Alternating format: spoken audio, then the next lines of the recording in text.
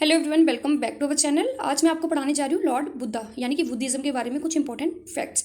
इससे पहले मैं जैनिज्म पढ़ा चुकी हूँ, तो अगर आप हमारे चैनल पर नए हैं तो प्लीज़ चैनल को सब्सक्राइब कर लें। अब सबसे पहले हम बात कर लेते हैं लॉर्ड बुद्धा की। लॉर्ड बुद्धा जो थे, उनका जन्म लुम्बिनी यानी कि नेपाल की लुम्बिनी में 563 BC में साक्य क्षत्रिय क्लैन में हुआ था, बैसाख पूर्णिमा के दिन। उनके पिता का नाम था सुदोधना, जो कि साक्य रूलर थे, और उनकी माता का नाम था महामाया। जैसे ही लॉर्ड बुद्धा का जन्म हुआ, 7 दिन के बाद उनकी माता की मृत्यु हो गई। इस कारण उनको उनकी स्टेप मदर जो थी गौतमी, उनके द्वारा उनकी पालन पोषण किया गया। उनकी शादी यशोधरा से कर दी गई, जिनसे उन्हें एक पुत्र की प्राप्ति हुई जिनका नाम था राहुल।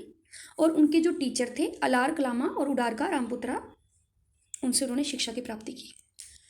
29 ईयर्स की एज में उन्होंने अपना घर छोड़ दिया, ठीक है, और इसको महाविनिष्कर्मन कहते हैं।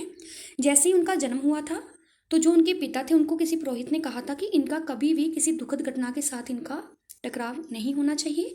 अगर ऐसा हुआ तो ये घर गृहस्थी छोड़कर संन्यास धारण कर लेंगे। उनके पिता ने इस बात का काफ़ी विशेष ध्यान रखा कि उनको कभी इन चीज़ों से टकराव ना हो, लेकिन आखिर एक दिन वो अपने सारथी के साथ घूमने के लिए निकल गए, जहाँ पर उन्होंने एक बूढ़ा इंसान, एक बीमार इंसान, एक डेड बॉडी और एक साधु को देख लिया, जिस कारण उनके मन से गृहस्थ के लिए प्यार खत्म हो गया और उन्होंने संन्यास धारण करने की ठान ली।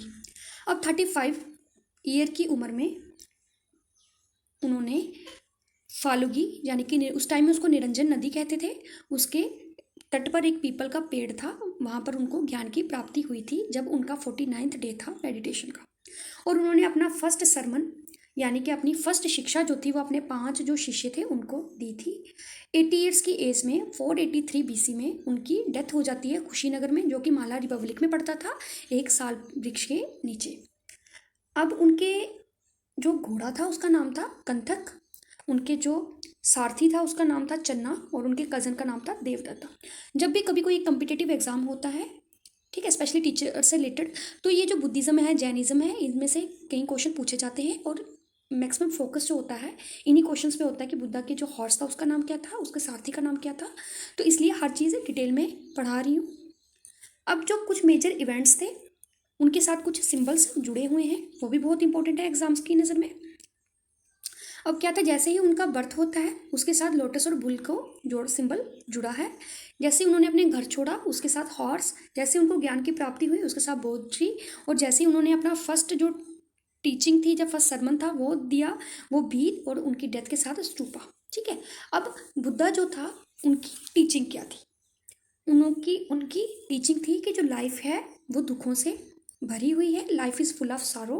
ये जो संसार है, ये जो ज़िंदगी है, ये दुखों से भरी हुई है, और इन दुखों का कारण है हमारी ख्वाहिशें, हमारी जो डिज़ायर्स हैं।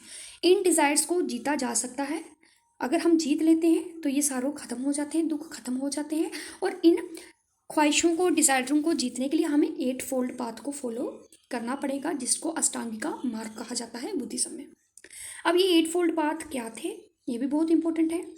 जैसे कि राइट अंडरस्टैंडिंग, हमें सही चीज़ की समझ होनी चाहिए, हमारी वाणी सही होनी चाहिए, स्पीच सही होनी चाहिए, हमारे विचार सही होने चाहिए, हमारे जो काम है एक्शन वो सही होना चाहिए, हमारी ज़िंदगी जीने का तरीका सही होना चाहिए, हमें हमारी जो कोशिशें हैं वो सही होनी चाहिए, हमारा दिमाग सही होना चाहिए, और हमें राइट मेडिटेशन करनी चाहिए। ये 8 फोल्ड पाथ हैं जिनको फॉलो करके हम अपने ज़िंदगी के जो दुख हैं उनसे छुटकारा पा सकते हैं।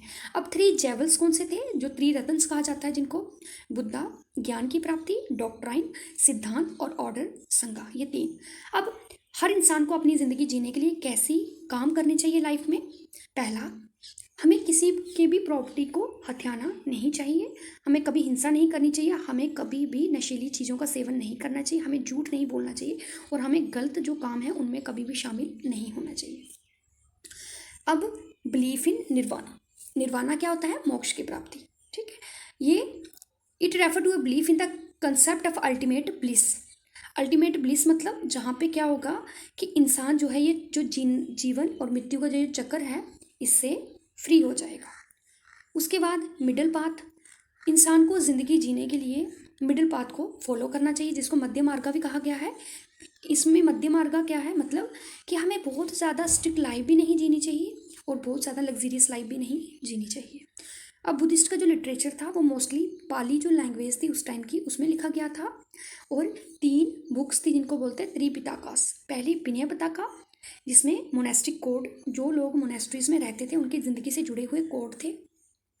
सुत्ता पिटका, लॉर्ड बुद्धा की टीचिंग्स, उन्होंने क्या कहा था, वो क्या कहते थे। और अभिधामा पिटका, जो बुद्धा की टीचिंग्स की जो फिलोसफी थी ये उनके ऊपर थे। तो आई होप आपको समझ आई होगी बुद्धिज़्म के बारे में। Thank you.